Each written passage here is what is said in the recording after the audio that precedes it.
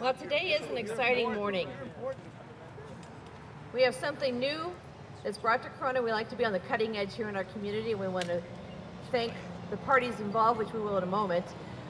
But as with every event, we need to begin with some welcoming and introductions. And we have quite a few, actually, dignitaries here today, so it's really exciting. First, we'll begin with, we have our state senator. We have Mr. Bill Emerson. And with him, he has a view from his office. Then we have from Corona City Council, we have Eugene Montanez. Today we are very privileged. We have two former mayors. We have Andrea Puga and Mr. Al Lopez, who is also on our water board. We have the city councilman from Riverside, Mr. Andy Melendrez. We have Mr. Frank Hall, former mayor of Norco.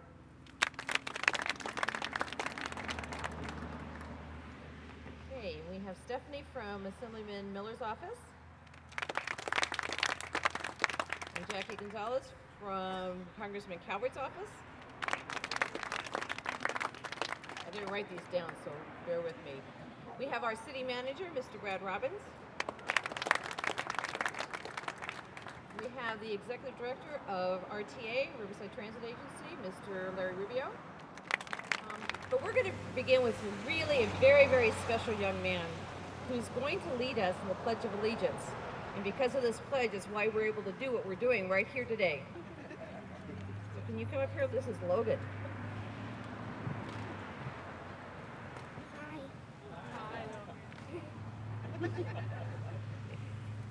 Please put your right hand over your heart where you begin. I pledge allegiance to the flag of the United States of America and to the republic for which it stands, one nation, under God, indivisible, with liberty and justice for all. Yeah, before you go, can you tell us how old you are? 5. He's 5. What school? Orange. Orange Elementary, huh? And who are you? Why are you so special today? Because I got to say the Pledge of Allegiance. Hey, Dad.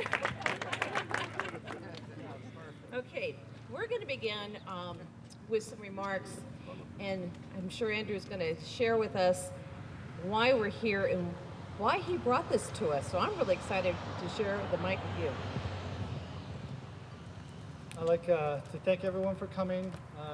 State Senator Bill Emerson, Mr. Folk from the Green Building Council. I decided to bring this to the city of Corona because this is where I grew up. I went to St. Edward's Elementary and then went on to Corona High School as a graduate.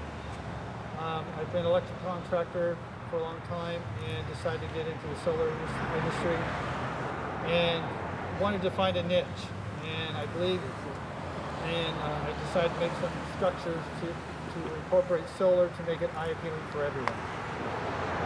So I started that program, and then in November I decided to jump into the transit game to build a solar bus shelter that can help benefit everyone.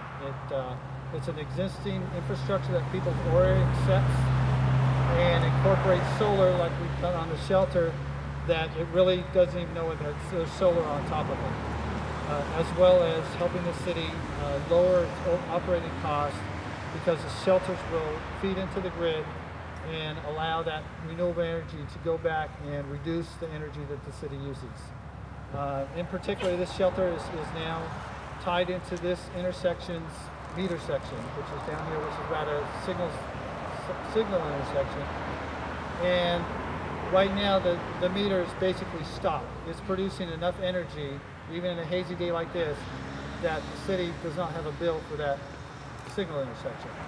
And in probably another hour or less, that meter will be turning backwards, which is now allowing the city to reduce their overall budget numbers for now it won't have an electric bill for that intersection. As well as that a lot of right now in this economy that things are strapped for money. We also know that there's a lot of shelters that are purchased and owned and maintained by advertisement companies and then given to the cities. So as you see in this demonstration here, advertisement companies could get involved teaming up with cities to build their own little power plants within their cities. I believe like in Riverside County, overall there's about 12,000 bus shelters. So even if you took a quarter of them, which is about 3,000, you can, if you replace them with this style of a bus shelter, that would be almost 3 megawatts of power by just changing out the bus shelters, which is a pretty good hit on renewable energy source. So again, I'd like to thank everyone. Hopefully you guys enjoy today, enjoy the products. I'm excited to be here too. Actually, our sons played baseball together. So normally when I get up in the morning, I leave Corona and go to work. So it was fun to actually come back and have something to do here for work today. My name is Rick Fochman, and I'm here today on behalf of the United States Green Building Council, Inland Empire Chapter. Actually, about 3.5 years ago, we met for our first time at the Corona Chamber of Commerce. And since then, have grown to over 270 members. And as I look around, I'm proud to see a lot of people, Mr. Melendrez, Mr. Montanez, a lot of officials here today who have participated in our group. So I'm excited and proud to see things like this happening in my own city. I too am a believer in solar. I put solar on my house a year ago, and I'm proud to say I had a $76 electrical bill last year. So it's definitely economically viable. But when I was telling my friends I was coming to a groundbreaking today for a bus shelter, they kind of chuckled. What's the big deal? We'll put a couple solar panels on a bus shelter. But in reality, this is the future. The future of power is not big solar installations in the middle of the desert. It's not, huge wind farms. It's finding every little bit and piece that we can do to satisfy our needs. Every single roof space, little things like this. Very economically viable, simple thing that just took these signals off the grid. Every little roof space, every single thing we can do all contributes to this power demand that we have no idea how to satisfy. In 50 years, our power needs are supposed to be 4 or 5 times what they are now. It's a problem that if you look at the state of California anticipates meeting 65% of the growing demand through conservation. So they expect to meet demand by us not using it. So we've got to figure out every way we can to take advantage of natural renewable sources. So I applaud you, Andrew. I applaud your company for taking this step, and applaud the city of Corona, and thank you all for having us here today, and wish you nothing but success in the future.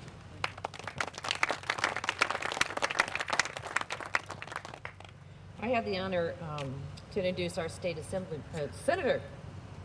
He was assemblyman. He's now our senator. Just recently was elected, and I want to introduce Mr. Bill Emerson. First time doing a bus shelter, isn't it?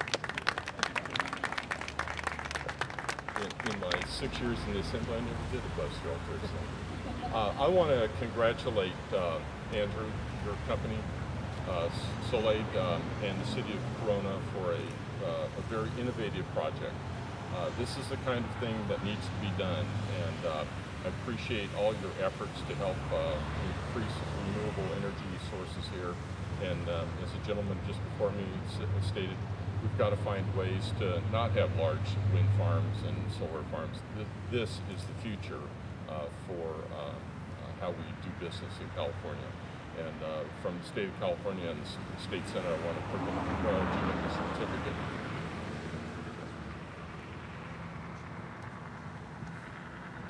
For your participation, and appreciate all your innovations, and you are the future. Thank you very much. I have a certificate for the city of Corona for your innovations on this as well. Thank you so much. They're going to say yes or no. Got it.